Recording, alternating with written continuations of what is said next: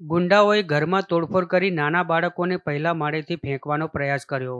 ગુંડાઓનો આતંક સામે આવ્યો છે નવસારીમાંથી, જ્યાં શહેરના રિંગ રોડ કાશીવાડી વિસ્તારમાં એક મુસ્લિમ પરિવારને ત્યાં 30થી વધુ લોકો પર ગુંડાઓએ પ્રાણઘાતક હથિયારો સાથે હુમલો કર્યો છે.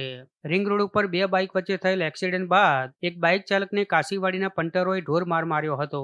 મુસ્લિમ પરિવારના બારણામાં થતી મારામારીનો પરિવારે વિરોધ કર્યો હતો. પરિવારે વિરોધ કર્યો તો નજીકમાં જ રહેતા અલી દારૂવાળાના સાથીદારોએ પરિવાર પર હુમલો કર્યો હતો.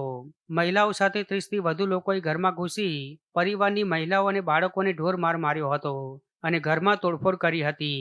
એટલું જ નહીં, ગુંડાઓએ ઘરમાં તોડફોડ કરી નાના બાળકોને પહેલા માળેથી ફેંકવાનો પ્રયાસ પણ કર્યો હતો.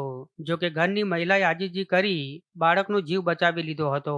હુમલામાં મહિલાઓ, બાળકો અને ઘરના યુવાનને ગંભીર ઇજાઓ પહોંચતા હાલ ઘાયલોને નવસારી સિવિલ હોસ્પિટલમાં સારવાર અર્થે ખસેડવામાં આવ્યા છે.